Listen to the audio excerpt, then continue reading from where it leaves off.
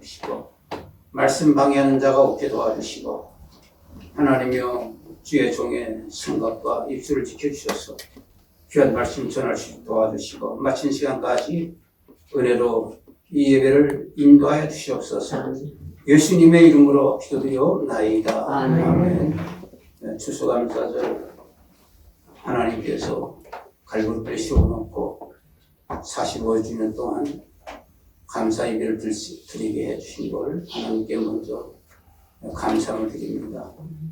오늘은 45주년 됐기 때문에 하나님 앞에 좀 특별한 감사를 드리고 싶어서 하나님 앞에 기도하는 중에 그 전에 제가 좋아하던 성경 말씀이 자꾸 떠올라서 설교 준비에 하나도 하지 않고 그 옛날에 생각났던 거, 말씀 전했던 거 그걸 기억하고 오늘 여러분들과 더불어 같이 은혜를 갖다 나누려고 합니다. 이 바울 사도는요, 오프의 편지를 쓸 때 첫째 인사합니다. 하나님의 은혜로 너희들이 평안하냐 인사하고 그 다음에는 또 감사가 나옵니다. 오늘 본문에도 감사가 나오거든요. 감사합니다. 왜냐하면 우리 성도의 생활은 감사 생활입니다. 아침에 일어나면 하나님께 감사하고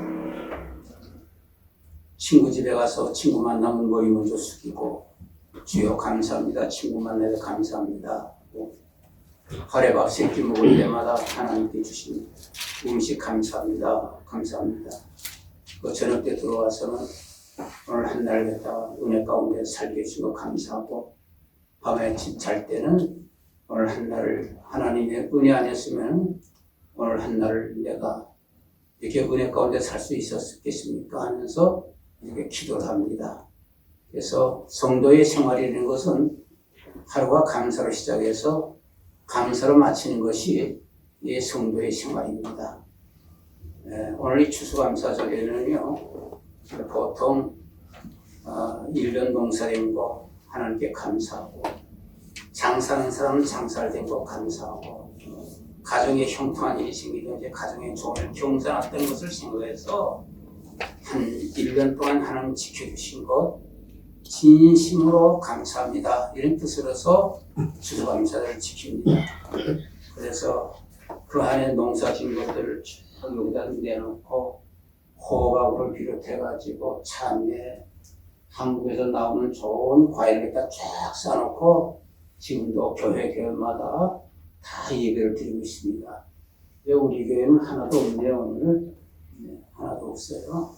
그런데 오늘은 이런 감사, 나는 이런 감사를 예배를 오늘보다도 오늘은 신령한 감사를 드리고 싶습니다. 오늘 바울 사도가 뭐라 하면 나는 하나님 앞에 신령한 은혜를 많이 받았는데 내가 신령한 은혜를 갖다가 너희들에게 오늘 소개한다 하면서 오늘 본문 말씀 썼습니다. 신령한 은혜가 뭡니까? 은혜가 은혜인데 이거는요 세상 사람들이 생각하지 못했던 거예요. 예수 믿는 사람들도 여기까지 깊이 생각하지 못했던 것이 신령한 은혜거든요. 이 말씀을 보면서 저는 솔직히 많이 울었습니다. 이 성경을 보면서 솔직히 많이 울었어요. 왜? 너무너무 하나님 은혜가 감사해서 너무너무 감격이 돼서 울지 않고서는 이 성경을 볼 수가 없어요. 독창입니다. 그래서 바울 사도가 그래서 그렇구나. 바울 사도가 이 성경을 쓸 때 얼마나 울면서 썼겠는가 이걸 생각했습니다. 신령한 은혜입니다. 그러면 여기에서 준 신령한 은혜를 어떤 것이 신령한 은혜냐 하겠습니다. 우리가 실상 세상 살면서 농사 잘 되고 장사 잘 되고 또 이렇게 모든 집안이 형통하고 이런 걸 잘된 걸 감사하면서도 실상 예수님께서 날 택해 주셔가지고 나를 하나님의 자녀를 삼아줬다는 것을 모른다 할 것 같으면요 모든 감사는요 아무 의미가 없는 겁니다. 나를 택해준 것을 감사하고 자녀된 걸 감사하면서 형통하든지 장사달든지 농사달든지 할 때는 의미가 있는 것이지만 이거 빠지고 하면은 한마디로 말하면은 그 사람은 크리스찬이라고 말할 수도 없습니다. 그건 세상 사람이라 말할 수 있거든. 왜? 세상 사람들도 그건 다 할 수 있는 거거든요. 그 때문에 그것은 유치한 종교도 다 할 수 있는 겁니다. 그런 것은. 아니 자기 장사를 잘 되고 농사 잘 되고 사실 경통하는데 싫어하는 사람이 어디 있어요? 다 감사하지 않습니까? 유치한 감사에 유치한 감사. 신령한 감사에 대한 그건 유치한 감사라고 할 수 없단 말이에요. 그러나 하나님께서 택해주고 자녀된 것을 확실히 알고서 감사한 거는 그건 괜찮지요. 그만이 있거든요. 그럼 오늘 하나님께서 택한 것이 뭐에 감사하냐? 우리 택한 것이 감사하냐? 성도들은요, 하나님이 택한 것을 진짜 감사할 줄 알아야 됩니다. 택했다는 것은 뭡니까? 택했다는 건 뽑아냈다는 뜻이고, 구별했다는 뜻이고, 출연했다는 뜻이고, 선별했다는 뜻이고, 하나님께서 특별히 세워준 사람을 또 택했다고 하잖아요. 한마디로 말할 것은 몽땅 다는 아니잖아요. 그러니까 이건 제한된 숫자에 소속되어 있다. 제한된 숫자에 소속되어 있다. 오늘 서울 시민이, 대한민국 국민이 지금 한 5천 명 좀 넘는다 이렇게 하고 있습니다. 대한민국 국민. 대한민국 국민들이요. 다 크리스천 된 건 아니지 않습니까? 몽땅 다 크리스천은 아니지 않습니까? 몇 사람들은 모르지만은 소수든지 뭐 많든지 간에 구별된 건 사실 아닙니까? 그 중에 속해 보여 있다는 거예요. 바울 사도는 이 말씀을 쓰시면서 감동받은 겁니다. 하나님이여, 나는 예수 믿는 사람 죽기보다 싫습니다. 나는 예수 믿는 사람을 갖다 잡아 죽여 당기는 장본인입니다. 장본인 같은 나를 갖다가 하나님께서 어떻게 해서 나를 택해 주셨습니까? 이걸 생각 안 했겠습니까? 성경을 쓰면서. 물론 성경은 제가 쓰는 게 아니에요. 성령의 감동받아서 감동을 이시에 쓰는 거거든요. 저도 그걸 느꼈습니다. 오늘 새벽에 어저께 며칠 하나님께 기도할 때 하나님의 추수감사절에 어떤 말씀을 가지고 전하면 좋겠습니까? 할 때 머리에 떠오르지 않습니다. 매일같이 추수감사절 설교는 그저 거기고 맨날 거기서 돌아가는 건데 무슨 말씀을 했습니까는요? 이 말씀이 떠오르는 거예요. 야, 바울 사도가 하나님께 신령한 복 받았다고 그랬잖아. 그 신령한 복 너도 좀 할 수 있잖아. 너도 하면 옛날에 설교 한 번 했잖아. 신령한 복. 그때부터 딱 잡았거든요. 바울 사도도 하나님께 계시받을 때 그렇게 받았을 것 같아요. 감동을 주거든요. 너무너무 감동. 여러분과 제가 하나님께서 어떻게 보았는지는 모르겠지만 하나님께서 여러분과 저를 갖다 귀하게 뽑아가지고요. 하나님 선택했잖아요. 뽑았잖아요. 전부 다 뽑아서 거기에 우리가 들어섰잖아요. 그러니까 하나님께서 선택했다는 거, 이거는요, 감당치 못할 은혜입니다. 생각해보세요. 뭔데? 또 하나님께서 택했다는 게 뭐가 감사한 우리가 하냐면요, 이것은 인간의 능력으로는요, 우리는 무능력하기 때문에 하나님 택함 받을 수가 없어요. 네. 뭘 가지고선 요즘 수시 공부도 하지만은 중학교 3학년 동안 대학 가기 위해서 공부를 많이 합니다. 고등학교쯤 될 것 같으면은요, 공부하느라고 애들이요, 부모들도 잔소리도 못하고요, 애를 갖다 주변으로 삽니다. 애가 노랗게 돼서 공부할 때 힘이 없습니다. 밥도 제대로 못 합니다. 잠도 못 잡니다. 고생합니다. 서울대학교 시험을 쳤거든요. 엄마하고 이제 학교 발표로 갔어요. 발표를 또 갔더니 붙었거든요. 근데 엄마 하고 아들하고 목을 껴안고 웁니다. 왜 웁니까? 감사해서. 너무 감격스러워가지고. 뭐가 감사한지 몰라도 막 합니다. 여러분, 하나님, 우리가 하나님 앞에 우리가 택함 받는 거 시험 쳐서 받을 사람이 있습니까? 시험 쳐서 택함 받을 수 있습니까?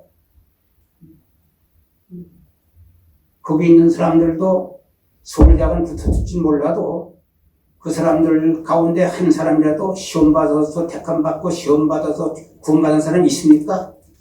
한 사람도 없잖아요. 근데 바울사가 가만히 생각해 보니까는요, 나 같은 사람이 어디 택함 받았지? 나는 예수 믿는 사람 죽이려 있는 사람인데, 내 수대반 죽일 때 내 앞장선 사람인데, 나 같은 사람을 또 하나님께서 어떻게 택했냐 말이에요. 나를 어떻게 택할 수가 있느냐. 그래가지고 그걸 감격스러운 거예요. 하나님께서. 공로를 택해서 공로를 받을 수 없거든요. 우리 인간의 힘으로는요, 구원받을 길이 없습니다. 힘 없어요. 하나님 택했단 말이에요. 시험 친 게 아니에요. 선택해서 받은 거거든요. 하나님의 은혜 가운데 첫 번째 택했다는 것이 큰 은혜고, 두 번째는 하나님의 자녀로 삼아뒀다는 것이 또 큰 은혜입니다. 무슨 본문이 다 나와요. 하나님의 자녀를 삼았다. 하나님을 자녀로 삼는 게 뭐가 그렇게 대단하네. 하나님의 자녀를 삼는 게. 하나님의 자녀를 삼아뒀다는 거는요, 세상에서 제일 귀하다는 뜻이에요. 제일로 가깝다는 뜻이에요. 생각해보세요. 우리가 부부가 살잖아요. 부부가 살 때 부부가 얼마나 가까우냐면 촌수가 없어요. 부부들. 무촌이에요. 네 몸이 나고 내 몸이 네 몸이라는 거예요. 부부가. 그래서 제일 촌수가 없는 것이 부부입니다. 부부가 촌수가 없거든. 부부가 제일 가까워요. 살다 보면은요, 평탄한 가정도 있지만 요즘에 이혼 확률이 많잖아요. 이혼하는 가정도 있거든요. 살다 보면. 그래서 머리가 팥불이라도 이혼한 사람이 있어요. 갈 때 하면 도장을 찍습니다. 안 살아. 도장 찍는 걸 끝입니다. 그때는 완전히 끝이에요. 아버지하고 아들이 있었어요. 둘이서 말이에요. 아버지가 겁니다. 넌 내 자식 아니야. 너하고는 살 수가 없어. 나도 아버지 싫어요. 아버지 살 수 없어. 도장 찍자. 둘이 찍습니다. 구청관이 동에 가든지 세무서 가든지 뭐 집안에 도장을 1000개를 찍거든요. 1000개 찍는다든 안 됩니까? 안 되는 거예요. 남자들. 그럼 1000번 안 찍어도요. 아버지는 아버지가 안 돼요. 그럼 법적으로도 효과가 있어요. 도장 필요 없어요. 그건 무슨 뜻이냐면요. 제일 가깝다는 거예요. 부모는 헤어져도 자식하고는 못 헤어지는 거예요. 왜? 이거는 끊을래 끊을 수 없는 관계가 제일 가깝다는 거예요. 그리고 이 자녀라는 거는요, 아버지 앞에 최고의 영광입니다. 영광. 그러니까 여러분, 하나님 자녀 삼았다는 거 세상에서 얼마나 감격스러운지 모릅니다. 이 생각만 해도 눈물이 핑핑 듭니다. 하나님이 나의 아버지다. 하나님이 나의 복배를, 하나님의 영광이라는, 우리 아버지 대통령이라 합시다. 대통령이라 것 같으면 대통령 주변에 고관 관직들이 많을 거 아니에요. 경호실장, 뭐 비서실장, 경호실장, 전부 있잖아요. 그 사람들 다 중요한 사람입니다. 소중한 사람들입니다. 그 사람. 대통령이 있습니다. 근데 아들보다 중요하겠어요? 아들보다 귀하겠어요? 그렇지 않습니까? 누굴 더 귀하게 여기겠어요? 경호실장, 비서실장 대단해요. 위치도 좋고요. 위대한 인물들입니다. 자기 아들보다 못한 거예요. 왜? 아들이 귀하지. 그렇잖아요. 대통령은 자기 생명과 바꿀 것이 아들인데, 자기 딸들인데. 그러니까 가장 영광스러운 것이 우리란 말이에요. 남장로 교회에서 이제 여자 선교사가 전라도 지방을 순회할 때마다 사람들이 교회 모이고 같으면은요, 그 사람은 꼭 남자 성도들과 왕자라고 해요. 여자 성도들은 언제나 공주라고 해요. 그래서 미국 선교사니까 유머가 강하다고, 어떻게 그렇게 말했냐고 사람들이 좋아하긴 좋아하잖아요. 그래서 물어봤어요. 왜 우리 보고 공주라고 하더니 영국을 가봤대. 영국에 가봤더니 자기 나라는 큰 나라인데, 미국이 콩알 만한 나라인데, 거기 보니까는 여왕의 아들, 딸들이 있는데 공주님 왕자인데 국민들이 얼마나 귀하게 여긴지 모른다는 거예요. 이 선교사가 가만히 보니까는요, 콩알 만한 나라에서도 저렇게 존경되는데, 우리 하나님은 전능하신 하나님인데, 만왕의 왕이신데, 우주의 왕이신데, 그 하나님이 우리 자녀 되는데, 우리가 공주 아니고 누가 공주겠느냐. 그래가지고 이분은, 그래서 성도들 만날 때마다 남자들은 저기 뒤에 노랑 저고리 입고 있는 분을, 공주님 노랑 저고리 입은 공주님 앞으로 나오세요. 저기 상투쓴 할아버지 일로 나오세요. 저 왕자님 일로 나오세요. 맨날 이랬단 말이에요. 이 성소적이거든요. 이 하나님의 은혜입니다.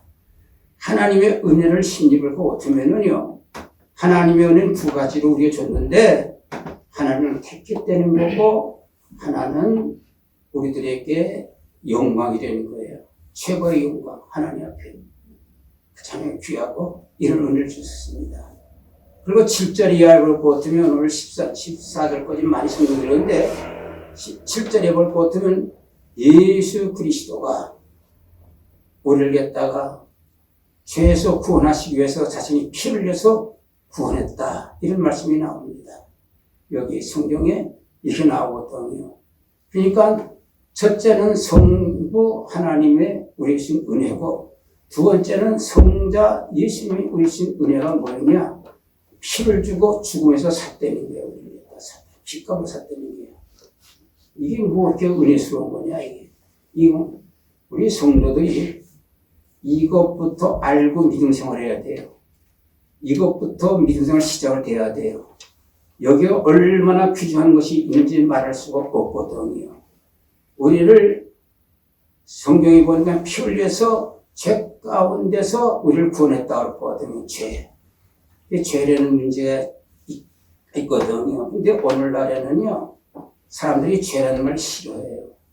왜 싫어할 것 같으면요, 사람들이 좋아 안 하거든요.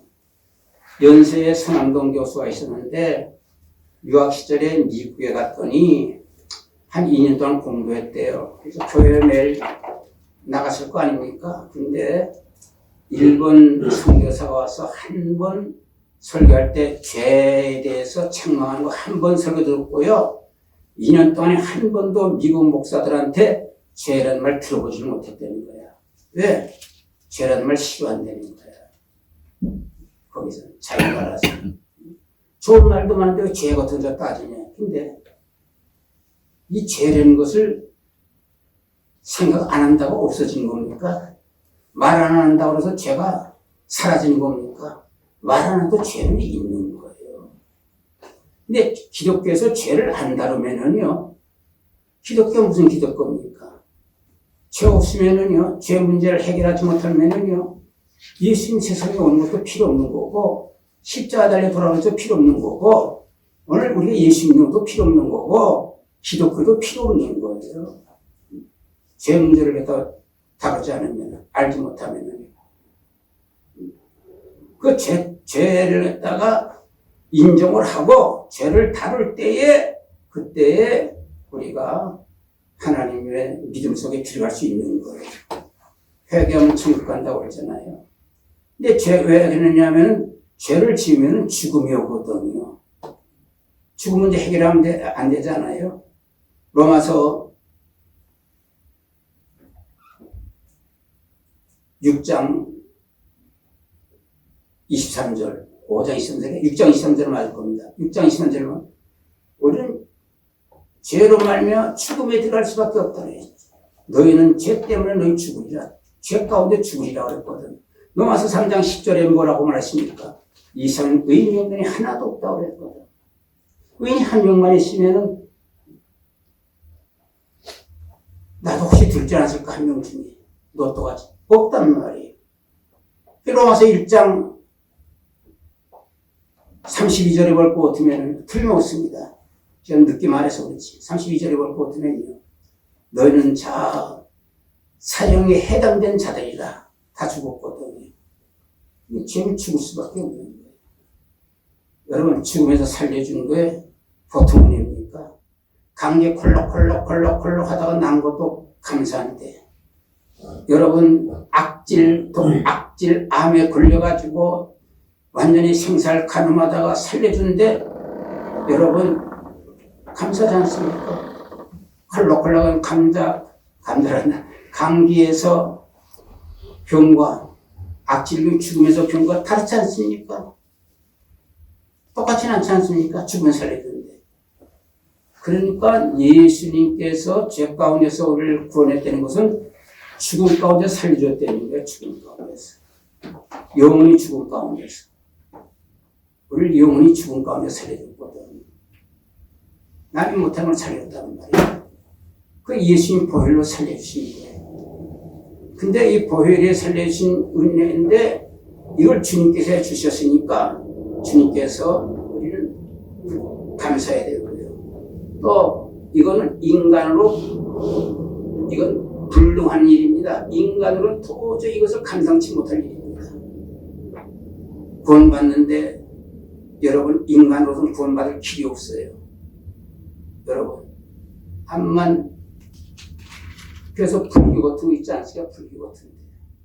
불교 같은데 볼 것 같은 종교적인 대표적인 종교가 불교인데 세력도 제일 많고 세계의 지금 3분의 1 정도는 차지하고 있는 나라에서 불교를 믿고 있다시피 하는데 거기 볼 것은 자기 노력으로 합니다. 행위로 합니다. 도토리 주워 먹고 그저 살생하지 아니하고 먹여갖고 정성 들이고 한평생 보내는데 그렇다고 죄가 없어집니까? 인간 노력은 죄가 없어지는 게 아니에요. 그래서 사람을 찾습니다. 공자, 석가, 맹자, 소크라테스, 성인들을 찾습니다. 찾아서 뭐합니까? 그 사람도 자기 죄를 자기도 용서 못 받아서 자기도 지금 똑같은 죄하고 있기 때문에 돌을 닦고 공부하고 지금 있는 주제 자기도 찾아보고도 길 찾게 되는 사람은 그 사람 찾아도 될 수 있습니까? 되지 않는 거예요. 예수 그리스도가 그런 성인들이나 그런 사람들을 통해서 구원 길을 열어준 걸 가르쳤다면요, 예수님께 감사가 하나도 없습니다. 감사할 게 뭐 있어요? 사람이 하나 열겠다 예수님 했으면 감사할 게 뭐 있어요? 우리 예배당에 나와서 예배 드릴 필요는 뭐가 있어요? 그 사람이 못하는 거예요. 못하는 것을 갖다가 예수님 하신 거예요. 이걸 알고 예수 믿어야 돼요. 우리가 신앙생활할 때. 여기부터 시작돼야 되는 거예요. 예수 외에는 길이 없어요. 살 길도 없고 구원받을 길도 없고 길도 없는 거예요. 아무것도 없는 거예요. 그때 우리가 예수 믿는 거예요.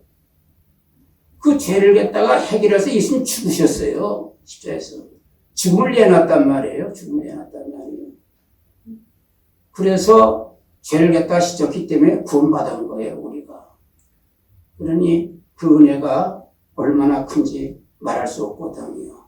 그래서 주님께서 우리를 구원하셨다. 예수님 한 분밖에 그 할 분 우리를 갖다가 주의 피로서 우리를 죽음에서 살려주었다.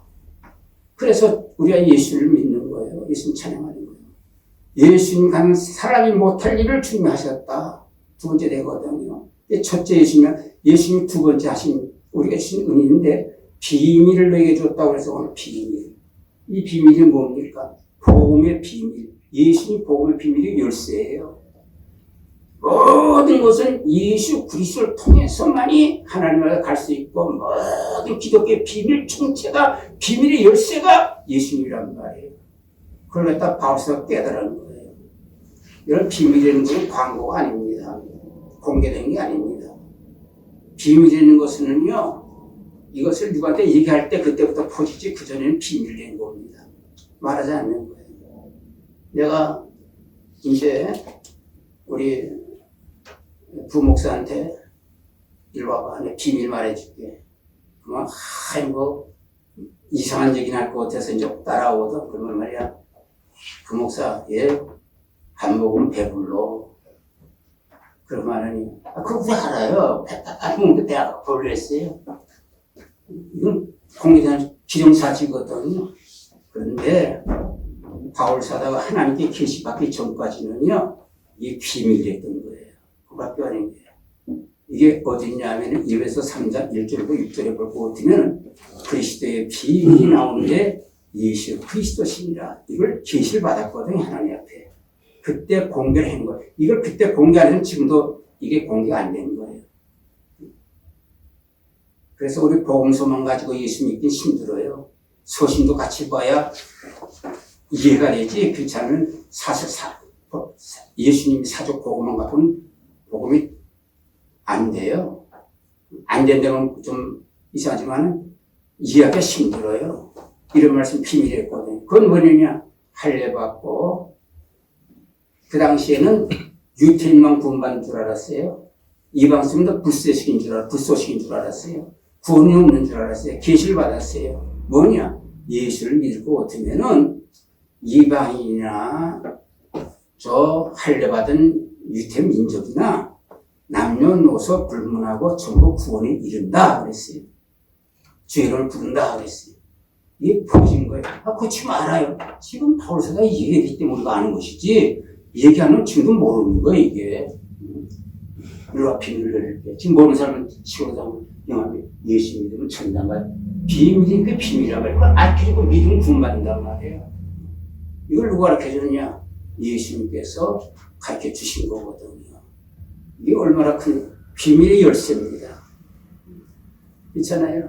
시편 91편 그 말씀을 제가 좋아하는 말씀인데 거기 뭘 보면 여호와의 그늘에 있는 자, 여호와의 은밀에 있는 자, 그게 그리스도거든요. 그 비밀이거든요.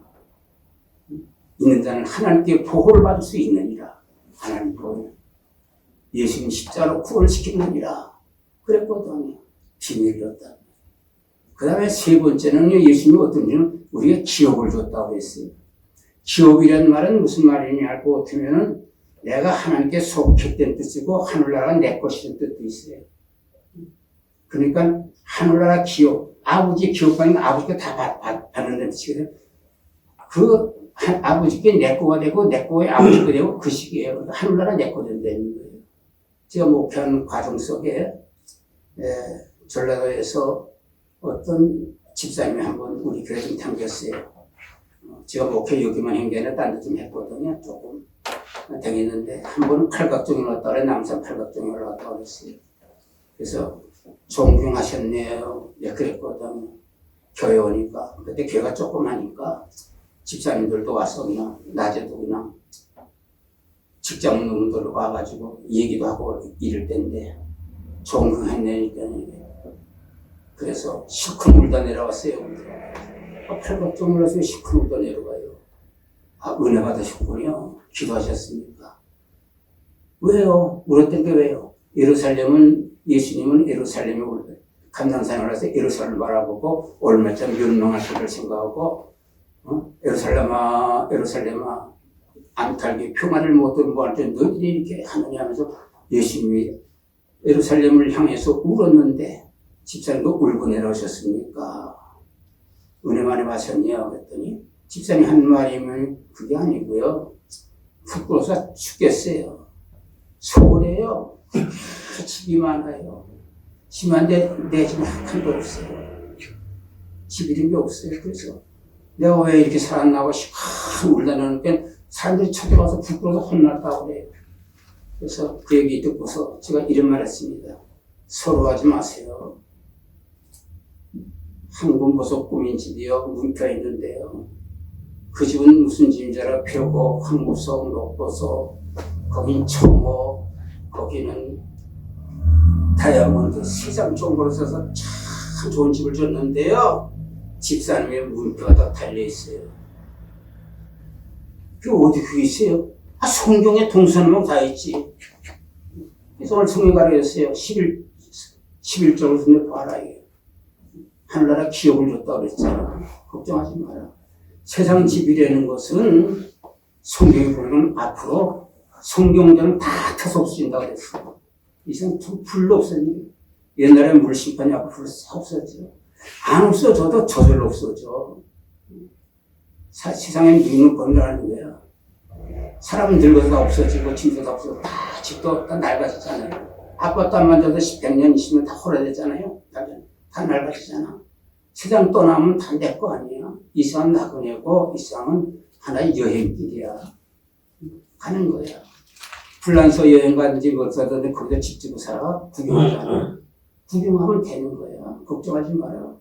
그 영원한 점에 저 멀리 보는 나의 시온서 거룩한 것은 아버지 집 있단 말이에요.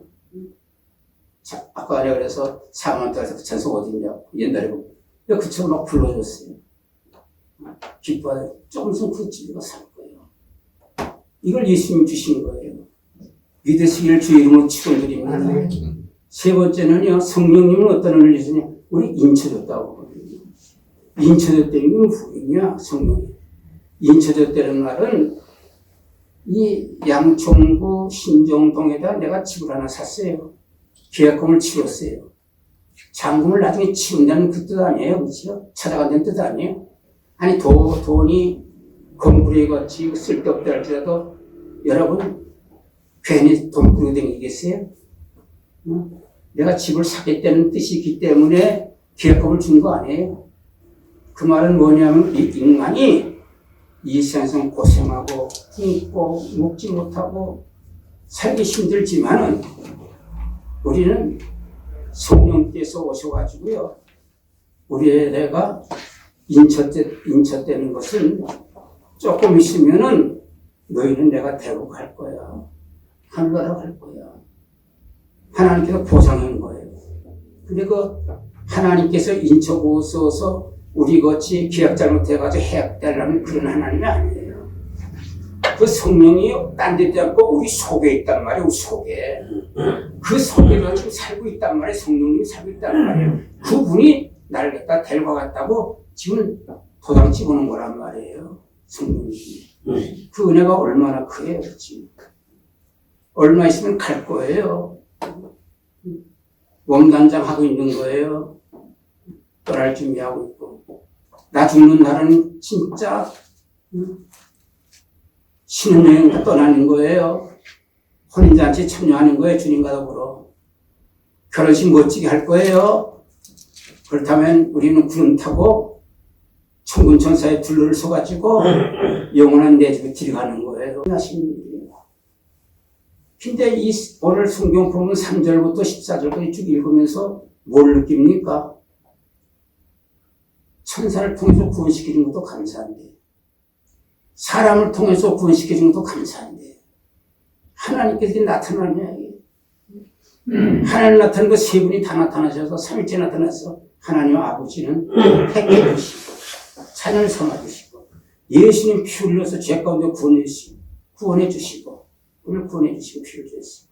그리고 우리에게 비밀을 우리에게 주시고, 가르쳐 주시고, 우리에게 하늘나라 기업을 주시고, 성령님 날 인쳐가지고 내 안에 보증으로 들어와서 보증, 이 같은 보증이 어디 있어요? 내 안에 들어와 있는데 딱 성령 주실 때는 성령 받은 것에 인쳐주신 거예요. 딱 쳐가지고 나를 배울고 가는데 이성도 할 필요가 뭐 있어요? 여러분, 이번 세 분이 한동안 이거 생각할 때 감사하지 않겠습니까? 여러분, 이거 하면 범사하지 않습니까? 세상에서 농사 잘 돼가지고 1년 동안 농사되고 하나님 감사합니다. 창사에서 대박이 났습니다. 우리 아들들이 대학교 무슨 대학 다 들어가고 출세하고 치고 잘 풀렸습니다. 1년 동안 봉사합니다. 이것도 이 은혜를 알고 한다면 괜찮지만 모르고 한다면 예수 믿는 사람도 아니에요. 그거는 신앙인들도 아니에요. 그거는 유치하잖아요. 그거. 우리가 그것에 삽니까? 그것 때문에 삽니까? 그건 뭐 대단나 그것 때문에 우리가 사는 거예요? 그것 때문에 사는 거 아니잖아요. 그렇지 않습니까? 성경에 보면 은혜 받은 사람인데 10줄 비파가 나와요. 10줄 비파. 하나님 은혜 받은 사람은 떠오르는 거예요. 10줄 비파가 왜 10줄인지 모르겠어. 10줄이면 100줄은 돼야 되는데 10줄 비파. 성경에 나오면은요, 옛날에 다윗도 그렇지만 은혜 받은 사람들은요, 비파 가지고 하나님께 찬송되고 비파가 많이 나와요. 시편 33편 2절, 시편 144편 9절. 그런데 보면 10줄 비파로 하나님께 찬송할지어다. 비파가 10개. 줄이 다 틀려요.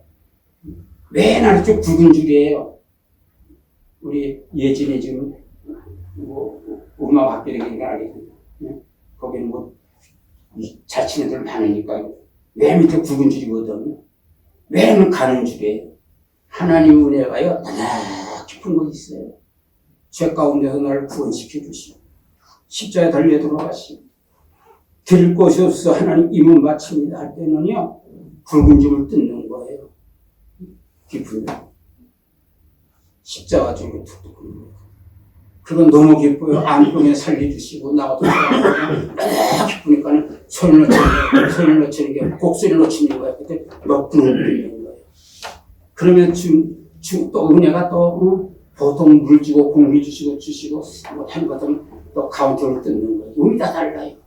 하나님의 은혜는 입체적인 거예요. 전부 입체적인 입체를 드리는데 구약 성도들은 시편 140편부터 150편까지 보면은 거기 볼 것들은 옛날 구약 성도는 한때 예배 드릴 때 몸으로 드리고 마음으로 영혼을 드렸어요. 찬송도 쳤어요. 꽹과리 치고 북치고 장구치고 악기랑 그 총동으로 됐어요. 모든 것을 동원해서 하나님께 드리는 거예요. 찬송을 드리는 거예요. 그것도 못 다 드리는 거예요. 왜? 너무너무 감사합니다. 여러분 하나님의 신령한 은혜를 깨닫고 예수님 은혜 깨닫고 성령의 은혜 깨달으면요 우리 입에서는요 찬송가도 많잖아요. 거기 다 들잖아요. 너무너무 이래가지고 감사하고 저래가지고 너무 감격 속에서 사는 거란 말이에요. 여러분 우리가 이 세상에 살면서 이 은혜를 갖다 이게 그래서 신령한 은혜라는 거예요. 하나님의 신령한 은혜. 우리 갈보리 교회 성도들은 하나님의 이 은혜를 힘입고 한평생 세상에 얼마 살다 갈지 모르지만은요 감사하며 찬송하면서 하나님의 바울사도는 이래서 이걸 쓴 거예요. 자기가 이 체험을 여러분도 같이 하면서 하나님께 감사하는 평생 여러분과 저와 찬송하면서 하늘나라 가시기를 주의 이름으로 축원드립니다. 한 1분만 통성기도 하십니다. 은혜로우시고 자비로우신 하나님 아버지 진짜 하나님 앞에 감사를 드립니다. 아버지 우리가 주님을 저희를 믿고 지켜주시고 구원받게 해 주시고 감사합니다.